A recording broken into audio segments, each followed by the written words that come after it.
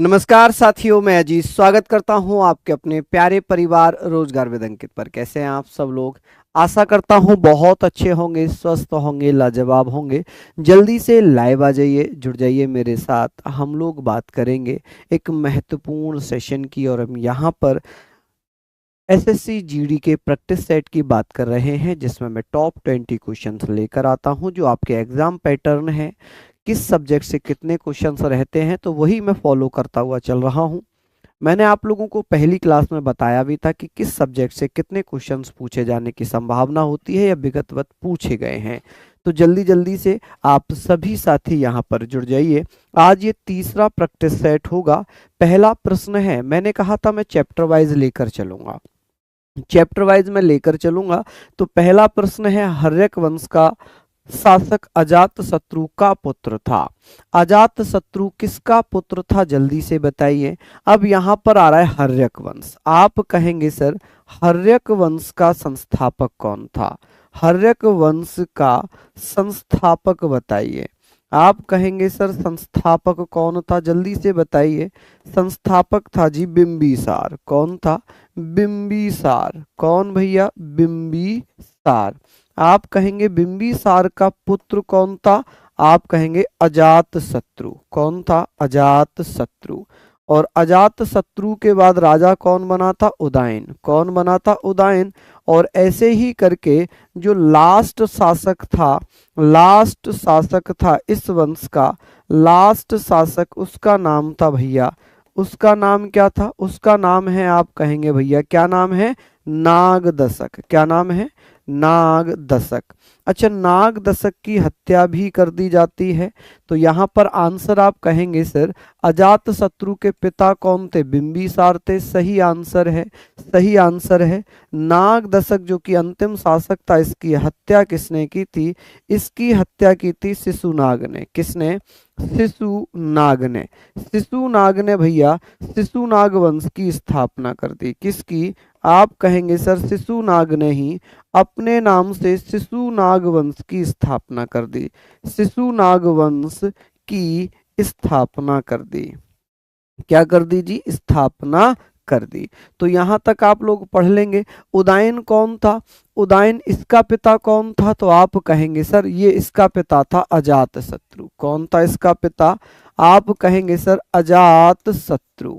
यहां पर आप लिखेंगे अजात शत्रु का बेटा था उदयन।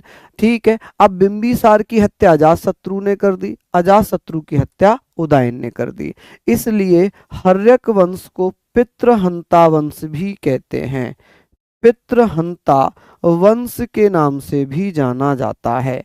पितृहंता वंश के नाम से भी जाना जाता है। ये सारी चीजें आप लोग यहाँ पर लिखेंगे, ये सारी चीजें आप लोग लिखेंगे।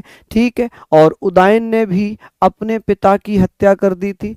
अजात शत्रु प्रथम पितृहंता शासक है, क्योंकि इसने अपने पिता की हत्या की थी। प्रथम पितृहंता शासक, प्रथम पितृहंता शासक कहलाएगा। और उदयन को हम क्या कहेंगे? सेकंड पितृहंता शासक। सेकंड पितृहंता शासक, शासक। ठीक है जी। ये सारी चीजें आप लोग लिख लीजिएगा। यहाँ पर हमें सारी चीज़ों के बारे में हम लोग चर्चा कर रहे हैं, और आप लोगों से भी मैं यही कहूँगा कि जो चीज़ें मैं आपको लिखवा रहा हूँ वो प्लीज़ लिखते हुए चलिए। इसका एक स्क्रीनशॉट आप लोग ले लीजिए। चलिए नेक्स्ट क्वेश्चन है। लिखा है चंद्रगुप्त मौर्य के दरबार में एक यूनानी राजदूत मेगास्थनीज को किसने भेजा था? मेगास्थनीज की जब बात आएगी तो आप कहेंगे कि सर एक यूनानी शासक था जिसका नाम था Seleucus Nicator. Seleucus Nicator Sikandar का सेनापति हुआ करता था। जब सिकंदर गया तो भैया सेल्यूकस निकेटर को भारत में अपने विजित प्रदेश छोड़कर चला जाता है। अब सेल्यूकस निकेटर और चंद्रगुप्त मौर्य के बीच में एक युद्ध होता है 305 बीसी में। कि भैया 305 बीसी में एक युद्ध हुआ। 305 बीसी में भैया क्या होता है? युद्ध हुआ था। और यह युद्ध किस किस में हुआ था? तो आप कहेंगे चंद्रगुप्त मौर्य, चंद्रगुप्त मौर्य, चंद्रगुप्त मौर्य एवं सेल्यूकस निकेटर। कौन भैया? Seleucus Nicator, Seleucus Nicator. ठीक है जी, कौन? Seleucus Nicator. तो क्या यहां तक आप लोग लिख लेंगे? Seleucus Nicator. अब भैया इसमें जीत किसकी हो गई? चंद्रगुप्त मौर्य जीत जाता है और ये हार जाता है। जब ये हार गया तो इसकी एक पुत्री थी, पुत्री, इसकी पुत्री का नाम था हेलेना। क्या नाम था? हेलेना। और हेलेना को ही कार्नेलिया कहा जाता था। क्या कहते थे? कार्लेनिया। कार्लेनिया कहा जाता था। ठीक है जी, कार्लेनिया कहा जाता था कि भैया इसकी शादी किससे कर दी थी? इसकी शादी कर दी थी चंद्रगुप्त मौर्य से। किससे? चंद्रगुप्त मौर्य। आप कहेंगे चंद्रगुप्त मौर्य से विवाह कर दिया। जब चंद्रगुप्त मौर्य से विवाह हुआ तो चार प्रांत, काबुल, कंधार, मकरान और हेरात, चार प्रांत दिए गए थे। तो सेल्यूकस निकेटर ने दहेज में क्या दिया है? इसने भैया दहेज में क्या दे दिया? दहेज में चार प्रांत दिए। कितने प्रांत दिए थे? चार प्रांत दिए थे। कौन कौन से चार प्रांत थे? आप कहेंगे सर काबुल, काबुल, गंधार, मकरान और हेरात। हेरात, ये चार प्रांत दिए। तो भैया चंद्रगुप्त मौर्य ने भी 500 हाथी अपने ससुर को गिफ्ट कर दिए। चंद्रगुप्त मौर्य ने भी 500 हाथी अपने ससुर को गिफ्ट कर दिए। तो ये सारी चीजें आप लोग लिखेंगे तो उसका नाम है सेल्यूकस। सेल्यूकस निकेटर इसे कहा जाता है। चलिए नेक्स्ट है, यूनानियों द्वारा किस मौर्य शासक को अमित्रघात कहा जाता है? अमित्रघात किसे कहते हैं? अमित्रघात का मतलब क्या है? कौन कौन माय डियर बताएंगे? जल्दी जल्दी से बताइए, कौन कौन भैया बता देंगे? हम यहाँ पर बात करेंगे कि सर अमित्रघात, अगर इसका अर्थ पूछा जाए कि भैया इसका अर्थ बताइए, इसका अर्थ क्या है? इसका अर्थ है शत्रुओं का नाश करने वाला। किसका? शत्रुओं का नाश करने वाला, का नाश करने वाला, शत्रुओं का नाश करने वाला, करने वाला। यहां तक आप लोग लिखेंगे। चलिए हम लोग यहाँ पर बात करते हैं कि सर ये बताइए किसे कहते हैं? बिंदुसार को। बिंदुसार किस वंश का था? मौर्य वंश का था। किसका था भैया? मौर्य वंश का है बिंदुसार। हम यहाँ पर कहेंगे कि सर बिंदुसार को अमित्रघात कहा गया है। इसे मद्रसार, मद्रसार या भद्रसार भी कहा जाता है। मद्रसार या भद्रसार भी कहते हैं। इसे सिंहसेन भी कहा जाता है। सिंहसेन भी कहते हैं। अब बात आती है कि सर चंद्र, इसका इसका पुत्र कौन था? इसका पुत्र था भैया अशोक। क्या नाम था? अशोक। ठीक है जी, अशोक। अच्छा कनिष्क की बात होगी, हम लोगों ने कनिष्क कभी नहीं पढ़ा है क्लास में, तो मैं बता देता हूं। कनिष्क कुषाण वंश का संस्थापक था। किसका? कुषाण वंश का संस्थापक है, या सॉरी राजा है। कनिष्क कौन से वंश का है? कुषाण वंश का शासक है। कुषाण वंश का शासक। तो भैया संस्थापक कौन होगा? संस्थापक कौन होगा? तो मैं बता देता हूं संस्थापक का भी। तो भैया कुषाण वंश का जो संस्थापक है, जो फाउंडर है, उसका नाम क्या होगा? संस्थापक कौन होगा? आप कहेंगे भैया संस्थापक कौन हो जाएगा? जल्दी जल्दी से बताइएगा, संस्थापक कौन होगा? तो आप कहेंगे कुजुल कडफिसेस। क्या नाम है? Kujula Kadphises, faeces, fishes. अच्छा कुजुल कटफिशेस के बाद कौन आया था? बिम कटफिशेस। कौन आया था? बिम कटफिशेस।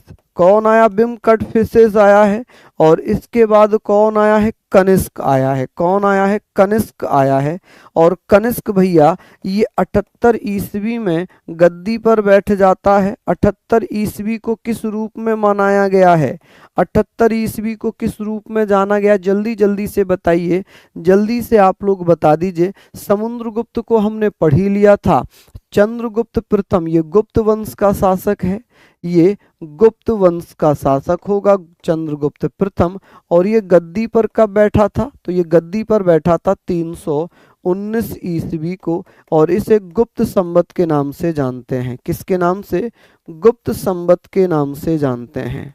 गुप्त संवत के नाम से जानते हैं, नाम से जानते हैं, जानते हैं। ठीक है जी, यहाँ तक आप लोग पढ़ेंगे। समुद्रगुप्त को भारत का नेपोलियन हम लोग पढ़ चुके हैं। ये सारी चीजें आप लोग याद करना, यहां तक आप लोग अच्छे से लिख लीजिए। एक बार इसका स्क्रीनशॉट भी ले लीजिए। चलिए, किसी राज्य के राज्यपाल के रूप में नियुक्ति के लिए भारत के संविधान द्वारा निर्धारित आयु क्या होती है? जब कभी हम राज्यपाल का जिक्र करते हैं, जब कभी हम राज्यपाल का जिक्र करते हैं तो हमने वहां पर पढ़ा है कि संविधान का भाग 6 अनुच्छेद 152 से लेकर 237 तक वर्णन करता है, जिसमें राज्यपाल अनुच्छेद 153 में दिया गया है कि अनुच्छेद 153 में राज्यपाल प्रत्येक राज्य का एक राज्यपाल होगा, प्रत्येक राज्य का एक राज्यपाल होगा। लेकिन एक 7वां संविधान संशोधन अधिनियम 1956 किया गया, जिसमें यह कहा गया कि एक ही राज्यपाल 2 या 2 से अधिक राज्यों का राज्यपाल बनाया जा सकता है। हम लोग बात करेंगे भाग 6 की, भाग यानी कि पार्ट 6। इसमें क्या लिखा है? अच्छा, इसे क्या कहते हैं? इसे राज्यों का संविधान भी कहते हैं, राज्यों का संविधान भी कहा जाता है, राज्यों का संविधान भी कहते हैं। चलिए, यहाँ पर हम लोग बात करेंगे। ये सारी चीजें हम लोगों ने लिख ली। अब बात आती है, यहाँ हम लोग पढ़ेंगे राज्यों का संविधान कहते हैं। अब बात आती है, सर आर्टिकल कहाँ से कहाँ तक है भाग 6 में? अनुच्छेद 152 से लेकर 237 तक। अब बात आती है राज्यपाल की, जिसे हम गवर्नर कहते हैं। क्या बोलते हैं इसको? हम गवर्नर बोलते हैं। आप कहेंगे सर गवर्नर भी भाग 6 में ही आता है। और आर्टिकल की बात करेंगे तो अनुच्छेद 153 से लेकर अनुच्छेद 153 से 167 तक राज्यपाल का जिक्र है। अब अनुच्छेद 153 में क्या लिखा है? अनुच्छेद 153 में लिखा है कि प्रत्येक राज्य में एक राज्यपाल होगा, प्रत्येक राज्य में एक राज्यपाल होगा। लेकिन हमने तो ये भी पढ़ा है राज्यपाल होगा, हमने तो ये भी पढ़ा हुआ है कि भैया 7वां संविधान संशोधन अधिनियम किया गया। क्या किया गया भैया? 7वां संविधान संशोधन, 7th कॉन्स्टिट्यूशन अमेंडमेंट एक्ट 1956, जिसमें ये लिखा है कि एक राज्यपाल 2 या 2 से अधिक राज्यों का राज्यपाल बनाया जा सकता है। एक राज्यपाल को 2 या 2 से अधिक राज्यों का राज्यपाल बनाया जा सकता है। 2 या 2 से अधिक राज्यों का राज्यपाल बनाया जा सकता है। अधिक राज्यों का राज्यपाल बनाया जा सकता है। यहाँ पर हम लोग पढ़ लेंगे अनुच्छेद 154 क्या कहता है। आर्टिकल 154 में क्या लिखा है? इसमें लिखा है कि राज्य कार्यपालिका की समस्त शक्तियां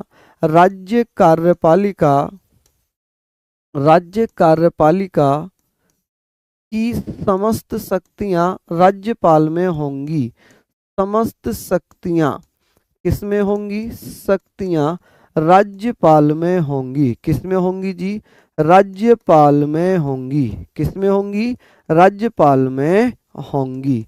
यहां तक आप लोग लिख लीजिए। अनुच्छेद 155 में क्या दिया हुआ है? अनुच्छेद 155 में दिया है कि राज्यपाल की नियुक्ति राष्ट्रपति के द्वारा की जाएगी। नियुक्ति राष्ट्रपति द्वारा की जाएगी। और ये व्यवस्था हमने कहां से ली है? यह व्यवस्था हम लोगों ने कनाडा के संविधान से ली है कि केंद्र की सिफारिश पर राष्ट्रपति राज्यपाल की नियुक्ति करेंगे। राष्ट्रपति राज्यपाल की नियुक्ति करेंगे। ठीक है जी, चलिए यहां तक हम लोग लिख लिए। बहुत बढ़िया। तो इसका सही आंसर क्या है भैया? अनुच्छेद 157 में योग्यताएं दी हुई हैं। आर्टिकल 157 में योग्यताएं हैं। क्या क्या हैं? भारत का नागरिक होना चाहिए, आप कहेंगे सर भारतीय नागरिक होना जरूरी है। राज्यपाल बनने के लिए भारतीय नागरिक हो। कौन हो जी? भारतीय नागरिक हो। आयु कितनी होनी चाहिए? आयु 35 वर्ष की आयु पूरी होनी चाहिए। ठीक है, क्या होना चाहिए? 35 वर्ष की आयु पूरी होना चाहिए। चलिए जल्दी जल्दी से आप लोग नोट डाउन करते रहिए, इसका भी एक स्क्रीनशॉट आप लोग ले लीजिए। नेक्स्ट है, भारतीय संविधान में गणतंत्र की अवधारणा निम्नलिखित में से किस देश के संविधान से ली गई है? जल्दी जल्दी से आप लोग बताएंगे क्या इसका सही आंसर होगा। बहुत बढ़िया जी, शानदार। हम लोग बात करेंगे भैया, आप कहेंगे जापान के संविधान से हमने क्या लिया है? विधि द्वारा स्थापित प्रक्रिया, विधि द्वारा स्थापित प्रक्रिया, विधि द्वारा स्थापित प्रक्रिया, स्थापित प्रक्रिया, ये चीजें आप लोग यहाँ पर देख लेंगे। ऑस्ट्रेलिया से हमने क्या लिया है? हमने ऑस्ट्रेलिया से भैया प्रस्तावना की भाषा ली है, प्रस्तावना की भाषा, प्रस्तावना की भाषा शैली हमने ली है, भाषा शैली हमने ली है। ऑस्ट्रेलिया से समवर्ती सूची ली है, क्या लिया है भैया? समवर्ती सूची हमने ली है ऑस्ट्रेलिया से। ठीक है, फ्रांस के संविधान से हमने गणतंत्रात्मक व्यवस्था ली है, गणतंत्रात्मक व्यवस्था ली है, गणतंत्रात्मक व्यवस्था ली है। और प्रस्तावना में भैया क्या लिया है? प्रस्तावना में हमने समानता, क्या क्या लिया है भैया? तो आप कहेंगे सर प्रस्तावना में स्वतंत्रता, समानता, बंधुत्व की अवधारणा ली है। प्रस्तावना में समानता, समानता, बंधुत्व, समानता, बंधुत्व, और आप कह सकते हैं कि समानता, बंधुत्व और स्वतंत्रता की, स्वतंत्रता के क्या लिए हैं भैया? हमने स्वतंत्रता का आदर्श वाक्य के लिए 3 शब्द हमने प्रस्तावना में लिए हैं। तो सही आंसर तो यही होगा। जर्मनी से हमने आपातकालीन प्रबंध लिए हैं, क्या लिया है जर्मनी से? आपातकालीन प्रबंध। आप कहेंगे आपातकालीन प्रबंध हम लोगों ने कहाँ से लिया है? तो ये सारी चीजें आप लोग लिख लेंगे। क्लियर हो गई भैया? क्या ये सारी चीजें आप लोग लिख लेंगे? बहुत बढ़िया। आगे हम लोग बात करते हैं, इसको आप लोग नोट डाउन करते हुए चलेंगे, बिल्कुल नॉर्मल सी चीजें हैं। चलिए बहुत बढ़िया, आगे हम बात करते हैं। नेक्स्ट है के नजीब बनाम भारत संघ। ये मद्रास राज्य के साथ एक भैया डिस्प्यूट था, जिसे बाद में भारत संघ नाम दे दिया गया। 1950 की कहानी है। का मामला निम्नलिखित में से किस अनुच्छेद के तहत अधिकारों के उल्लंघन से संबंधित है? इसमें अनुच्छेद 21 की बात आई थी, अनुच्छेद 21 की बात आई थी कि भैया ये अनुच्छेद 21 से संबंधित है। और इसके विपरीत जाकर एक केस और आया था, इसके विपरीत एक केस और आया था, मेनका गांधी, मेनका गांधी बनाम भारत संघ, मेनका गांधी बनाम भारत संघ। कौन सा? भारत संघ। आप कहेंगे जी भारत संघ। यहाँ पर हम लोग बात करेंगे कि भारत संघ, तो ये सारी चीज़ों को आप लोग लिख लीजिए, भारत संघ। अब यहाँ पर मैंने पढ़ लिया कि भाई भारत संघ, तो ये चीज़ें हम लोगों ने पढ़ ली हैं। यहाँ पर हम लोगों ने पढ़ लिया मेनका गांधी बनाम भारत संघ। ये 1978 का मामला है, जिसमें भैया निजता के या विदेश जाने के मामले को भी मौलिक अधिकार 21 में जोड़ दिया गया था। ये क्या है भैया? व्यक्तिगत स्वतंत्रता है या बोलने की स्वतंत्रता है? अभिव्यक्ति की स्वतंत्रता इसमें दी गई है। किसकी? अभिव्यक्ति की स्वतंत्रता, की स्वतंत्रता, अभिव्यक्ति की स्वतंत्रता इसमें दी गई है। अनुच्छेद 14, इसमें विधि का शासन दिया है। इसमें क्या दिया है? विधि का शासन। आप कहेंगे भैया विधि का शासन। ठीक है जी। अनुच्छेद 16, अनुच्छेद 16 की अगर मैं बात करता हूं तो आप कहेंगे अनुच्छेद 16 जो कि लोक नियोजन की समानता है, लोक नियोजन की समानता, लोक नियोजन की समानता, समानता। ठीक है, तो यहाँ तक आप लोग लिख लेंगे। क्लियर है जी? क्लियर है भैया? यहाँ तक आप लोग सारी चीज़ों को नोट डाउन कर लीजिए, ये सारे फैक्ट आप लोग लिख लेंगे। चलिए नेक्स्ट क्वेश्चन पर चलते हैं। लिखा है भारतीय संविधान के किस भाग में संघीय कार्यपालिका का प्रावधान है? कौन से भाग में संघीय कार्यपालिका का प्रावधान है? संघीय कार्यपालिका भाग 6, ये तो राज्यों से संबंधित होगा, ये तो राज्य से संबंधित है। और इसमें हमने पढ़ा है कि अनुच्छेद कहाँ से कहाँ तक होंगे। अनुच्छेद 152 से लेकर 237 तक हो जाएंगे। भाग 4, जो कि भाग 4 किससे संबंधित है? भाग 4 राज्य के नीति निदेशक सिद्धांतों से, जो कि 36 से लेकर 51 तक है। कहाँ तक है? 36 से लेकर 51 तक है। भाग 3 ये मूल अधिकार है। भाग 3 क्या मूल अधिकार इसमें दिया गया है। और मूल अधिकार कहाँ से कहाँ तक है? तो मूल अधिकार भैया 12 से लेकर 35 तक है। और भैया 5 में क्या दिया है? 5 में क्या दिया हुआ है भैया? ये संघ से संबंधित है, तो यही तो पूछा था, संघीय कार्यपालिका। और संघीय कार्यपालिका कहाँ से स्टार्ट होगी? अनुच्छेद 52 से लेकर अनुच्छेद 151 तक हो जाएगी। ठीक है, संघीय कार्यपालिका अनुच्छेद 52 से लेकर 151 तक होगी। क्लियर हो गई चीजें यहाँ तक? जल्दी जल्दी से मुझे बताइए। उम्मीद कर रहा हूँ आप सारे नोट्स को, सारे फैक्ट को लिखते हुए चल रहे होंगे। ठीक है, इसको आप लोग लिख लीजिए, बहुत अच्छे से आराम से सारी चीज़ों को नोट डाउन करिए।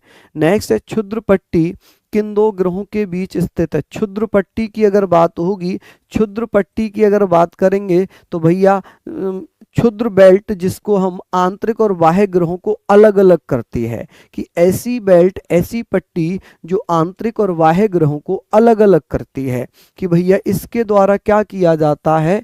इसके द्वारा बाह्य एवं आंतरिक ग्रहों को अलग करती है। किसको? आंतरिक ग्रहों को अलग करती है, आंतरिक ग्रहों को अलग करती है। अब आंतरिक ग्रहों को अलग करती है, क्या करती है जी? अलग करती है। आंतरिक ग्रह में कौन कौन से आ जाएंगे? आप कहेंगे आंतरिक ग्रह में कौन कौन से आ जाएंगे? आप कहेंगे बुध, आप कहेंगे जी बुध। यहां पर आप लोग लिखना, यहां पर आप लिखना बुध, शुक्र, पृथ्वी, मंगल, ये हो जाएंगे आंतरिक ग्रह। फिर बाह्य ग्रह कौन से हो जाएंगे? आप कहेंगे शनि, बृहस्पति, अरुण और वरुण। तो ये चार हो गए, ये चार हो गए भैया। इनको आप लोग लिख लीजिएगा कि ये चारों ग्रह हो जाएंगे बाह्य ग्रह और ये हो जाएंगे आंतरिक ग्रह। अब ये जो है दो ग्रहों के बीच स्थित है, किस किस के बीच में? मंगल और बृहस्पति के बीच में, मंगल और बृहस्पति के बीच में ये स्थित है। ठीक है जी, चलिए।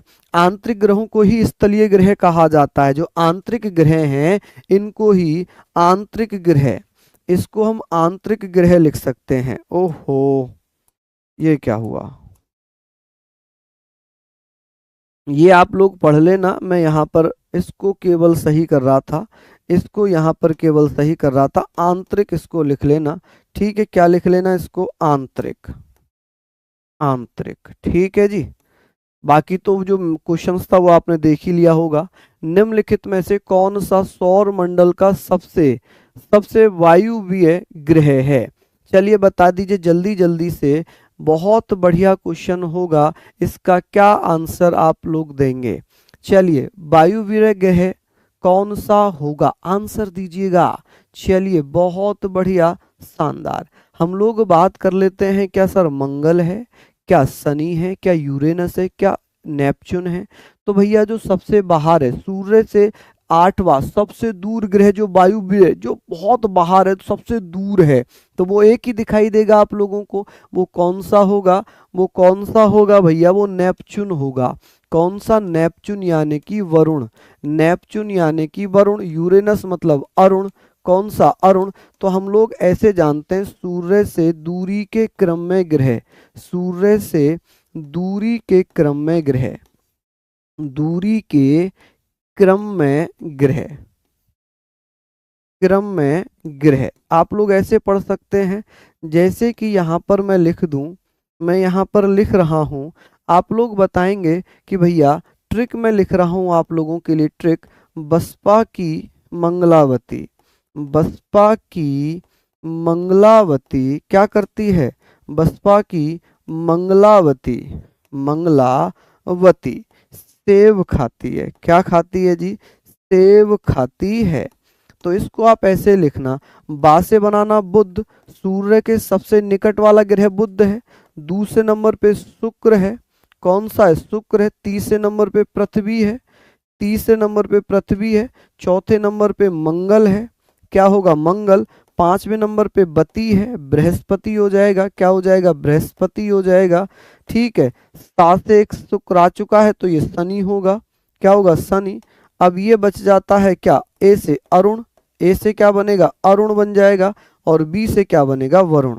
वरुण यानी कि नेपच्यून। तो इसका सही आंसर हो जाएगा ये कि भैया सबसे पास वाला ग्रह क्या है? बुध। सबसे दूर वाला ग्रह कौन सा है? वरुण। तो इसका सही आंसर क्या होगा? चलिए, बहुत बढ़िया, शानदार। आगे बात करते हैं, ये क्या कह रहे हैं एक बार बताना।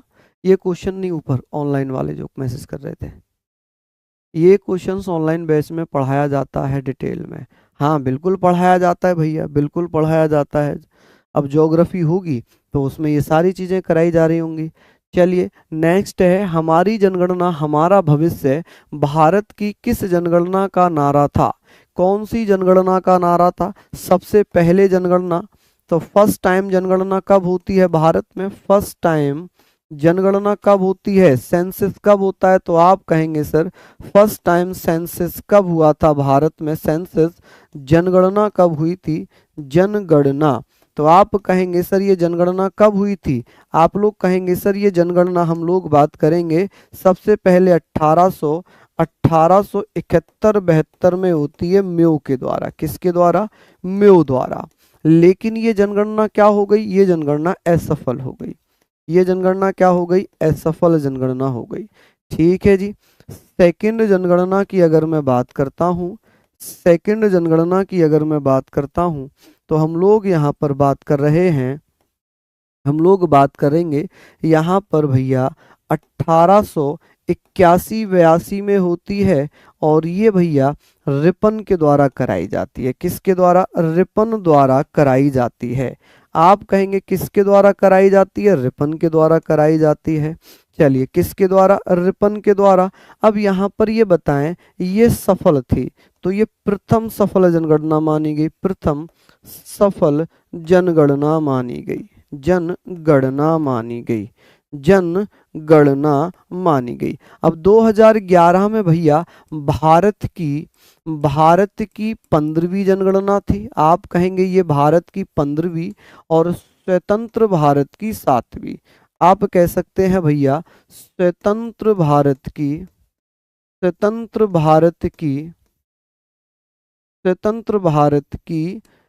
7वीं जनगणना है। इसी का भैया स्लोगन था कि हमारी जनगणना हमारा भविष्य है। अच्छे से आप लोग इसको नोट डाउन करते हुए चलिए। नेक्स्ट है, लिखा है राष्ट्रीय आय लेखांकन में जीवीए का अर्थ क्या होगा? जीवीए, इसको हम बोलते हैं growth value added. Growth value added, तो ग्रोथ वैल्यू एडेड। अब इसका फॉर्मूला होता है जी, इसका एक फॉर्मूला होता है। इसको कैसे हम निकालते हैं? इसका फॉर्मूला क्या होगा? आप कहेंगे सर इसका फॉर्मूला क्या होगा? तो आप कहेंगे सर जीडीपी। जीडीपी प्लस जो भी उत्पाद होते हैं उन पर जो टैक्स लगता है, उत्पादों पर जो टैक्स लगता है, यानी कि जो छूट मिलती है, एक तरीके से सब्सिडी मिलती है। क्या मिलती है? सब्सिडी मिलती है, टैक्स मिलता है। तो इसका फॉर्मूला क्या होगा? यहां पर उत्पादों पर सब्सिडी दी जाएगी प्लस उत्पादों पर जो सब्सिडी मिलेगी, सब्सिडी माइनस जो उत्पादों पर टैक्स लगेगा, उत्पादों पर कर लगेगा। ठीक है, इससे भैया ग्रोस वैल्यू एडेड निकल कर आ जाएगा। ठीक है, चलिए बहुत बढ़िया। नेक्स्ट क्वेश्चन है, भारत में आयात और निर्यात की जाने वाली वस्तुओं पर लगाया जाने वाला कर कहलाता है? क्या कहलाता है जी? जल्दी से बताइए क्या कहलाता है? तो आप कहेंगे जी, आप कहेंगे कि भारत में आयात और निर्यात की जाने वाली वस्तुओं पर लगाया जाने वाला कर क्या कहलाता है? तो इसका सही आंसर क्या होगा? क्या कहलाता है? तो आप कहेंगे सर क्या कहलाएगा? तो निगम कर, उत्पाद कर, पूंजीगत लाभ कर या सुगम सीमा शुल्क कर। जल्दी से बता दीजिए इसका सही आंसर क्या होगा। कौन कौन बच्चा बताएगा? कौन कौन भैया बताएंगे? तो आप कहेंगे सर सीमा शुल्क कहलाता है। क्या कहलाता है? सीमा शुल्क। मतलब सीमा शुल्क से तात्पर्य उन वस्तुओं पर लगने वाले कर से है जब उन्हें अंतरराष्ट्रीय सीमाओं के पार ले जाया जाता है। क्या किया जाता है? ले जाया जाता है। एक उत्पाद कर विनियमित वस्तुओं पर एक प्रकार का टैक्स है, कर है, जो बिक्री के बजाय निर्माण के समय लगाया जाता है। ठीक है जी। नेक्स्ट है कि श्वेत प्रकाश कितने रंगों का मिश्रण है? आपके एसएससी जीडी में ये आया हुआ प्रश्न है। ये आपका भैया 2024 एसएससी जीडी का ही प्रश्न है। एसएससी जीडी का ही प्रश्न है कि भैया ये आपका आया था। इसमें 7 रंग होते हैं। कितने रंग होंगे जी इसमें? आप कहेंगे सर 7 रंग होंगे। बताइए कि भैया प्राथमिक रंग कौन कौन से होते हैं? प्राथमिक रंग कौन कौन से होंगे? आप कहेंगे जी प्राथमिक रंग कौन से होंगे? आप बताएंगे जी लाल, लाल होगा। प्राथमिक रंग लाल होगा। कौन सा होगा जी? लाल होगा। हरा होगा, हरा। और भैया आप कह सकते हैं नीला, नीला। ठीक है जी। इनको आप लोग यहाँ पर कर सकते हैं। चलिए आगे चलते हैं। निम्नलिखित में से कौन सी मिश्र धातु सोने और चांदी का मिश्रण है? चलिए बता दीजिए, जल्दी जल्दी से बताइए। आप क्या कहेंगे भैया? यहाँ पर पूछा है सोने और चांदी का मिश्रण क्या है? इलेक्ट्रम। क्या हो जाएगा? इलेक्ट्रम। मिश्र धातु है ये। नेक्स्ट क्वेश्चन है कि भैया 2015 में गूगल डूडल ने मृणाली साराभाई का 100वां जन्मदिन मनाया। वह निम्न में से किस नृत्य शैली की प्रतिपादक है? किसकी? यक्षगान की। यक्षगान कर्नाटक का लोक नृत्य है। कहाँ का है ये? कर्नाटक का लोक नृत्य है। ये आंध्र प्रदेश का शास्त्रीय नृत्य हो जाएगा। आंध्र प्रदेश का शास्त्रीय नृत्य हो जाएगा। भरतनाट्यम तमिलनाडु का होगा। कहाँ का? तमिलनाडु का शास्त्रीय नृत्य हो जाएगा। कथक भैया यूपी का शास्त्रीय नृत्य है। ओडिसी आप कह सकते हैं, ये ओडिशा का हो जाएगा। कहाँ का? ओडिशा का हो जाएगा। और कथकली आप कह सकते हैं केरल का है। कहाँ का है? केरल का। यहाँ पर मृणाली साराभाई भैया भरतनाट्यम और कथकली से संबंधित हैं। भरतनाट्यम और कथकली से संबंधित हैं। इन्हें 1965 में भैया कौन सा पुरस्कार मिला था? पद्म श्री पुरस्कार इनको दिया गया था। 1992 में इन्हें पद्म भूषण पुरस्कार मिला था। ठीक है, ये चीजें भी आप लोगों को लिखनी है। आगे बात करते हैं। शिवपुरी सिद्धरमैया कोमक लीमठ निम्नलिखित में से किस भारतीय शास्त्रीय गायक का मूल नाम है? देखिए गंधर्व जी को कहा जाता था पंडित गंधर्व। पंडित कुमार गंधर्व को शिवपुत्र के नाम से जाना जाता है। अब यहाँ पर हम बात करेंगे अन्य शास्त्रीय गायक कौन है, जैसे कि एम सुब्बुलक्ष्मी। MS अन्य शास्त्रीय गायक। अन्य शास्त्रीय गायक कौन होंगे? आप कहेंगे sir MS Subbulakshmi. MS Subbulakshmi. कौन? सुब्बुलक्ष्मी। सुब्बुलक्ष्मी। क्या यहाँ पर आप लोग पढ़ लेंगे? क्या यहाँ पर आप लोग पढ़ लेंगे सुब्बुलक्ष्मी? अब ये चीजें तो हमने पढ़ ली, ये चीजें तो हमने पढ़ ली। ठीक है, नेक्स्ट यहाँ पर आप कहेंगे सर उस्ताद शफात अहमद खान निम्नलिखित में से किस वाद्य यंत्र के लिए प्रसिद्ध थे? चलिए बता दीजिए जल्दी जल्दी से। आप कहेंगे भैया ये किससे संबंधित थे? हारमोनियम से नहीं, वायलिन से नहीं, रुद्र वीणा से नहीं, तबला से। तबला वादक थे ये। अब इन्हें 2003 में क्या मिला? अच्छा पहले तो इनका घराना बताइए कि भैया ये किस घराने से हैं।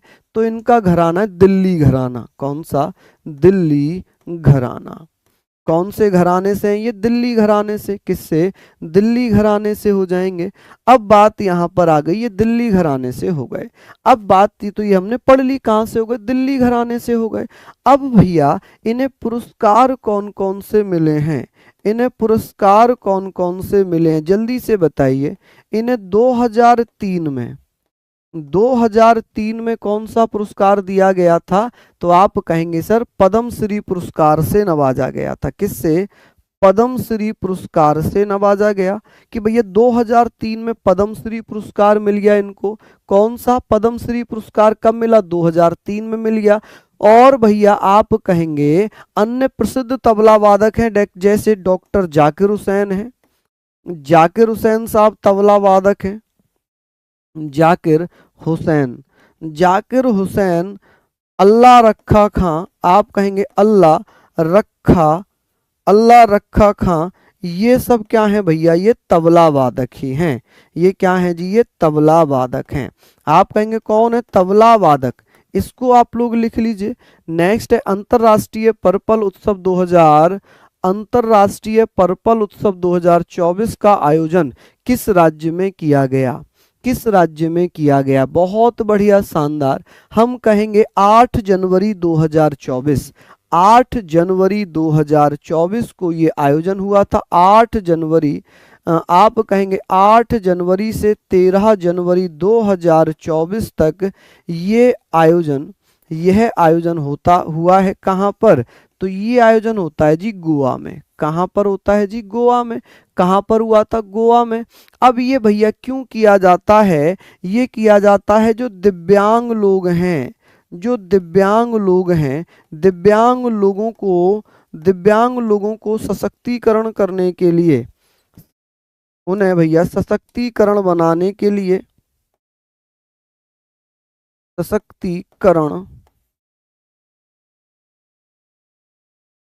उनको और ज्यादा क्या करने के लिए? सशक्तिकरण से संबंधित है। ठीक है जी, उन्हें और मजबूत बनाने से संबंधित होगा। ये चीजें भी आप लोग लिख लेंगे। चलिए यहाँ तक आप लोगों ने लिख लिया। आगे हम बात करते हैं कि भैया ये तो हमने लिख लिया कि गोवा में और क्या क्या होता है। जैसे सिग्मो, एक बहुत फेमस उत्सव है सिग्मो उत्सव कहाँ पर मनाया जाता है? तो गोवा में ही मनाया जाता है सिग्मो उत्सव। साओ जोआओ कहाँ पर? साओ जोआओ ये कहाँ पर मनाया जाता है? ये भी गोवा में मनाया जाता है। लिखा है किस देश ने चंद्रयान मिशन पेरेग्रीन 1 लॉन्च किया है? America, England, France, Australia. जल्दी जल्दी से बताइए। तो आप इसका सही आंसर कहेंगे कि भैया ये पहला प्राइवेट मिशन होगा जिसे अमेरिका के द्वारा लॉन्च किया गया। किसके द्वारा लॉन्च किया गया? अमेरिका के द्वारा। और इसे लॉन्च कब किया गया है? इसे तो 8 जनवरी को ही लॉन्च कर दिया। 8 जनवरी को ही लॉन्च कर दिया। ठीक है जी, कब? 8 जनवरी को इसे लॉन्च कर दिया। समझ गए आप लोग यहाँ पर? इसका उद्देश्य क्या है? इसका मिशन क्या है? किस मिशन के पर्पस से भेजा है? कि चंद्रमा पर पानी खोजना, लैंडर के चारों तरफ की जमीनों को देखना, चंद्रमा पर पानी खोजना।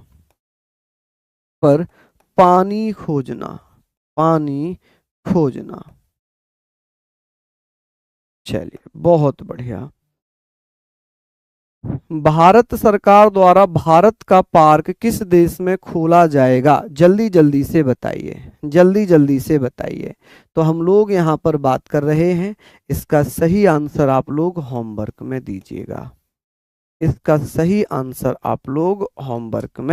दीजिएगा। तो आप लोग अच्छे से पढ़े, मेहनत की। किसका कितना स्कोर रहा प्लीज़ कमेंट करके ज़रूर बताएंगे। और आप लोगों के कल मैंने कमेंट पढ़े, बड़ा अच्छा लगा, क्योंकि आप लोगों के कमेंट ही हैं जो टीचर में एक उत्साह भरते हैं। तबीयत खराब होने पर भी टीचर आपकी क्लास लेता है। हालांकि आज मेरी गर्दन में बहुत दर्द है, सर्वाइकल का इतना पेन है कि मैं नहीं देख पा रहा हूँ, लेकिन फिर भी मैंने आपकी क्लास धीरे धीरे कराई है। तो आप लोग प्लीज़ इस मेहनत को ज़रूर एक बार कमेंट करके बताना कि आपको ये क्वेश्चंस कैसे लगे। तो जय हिंद, जय भारत।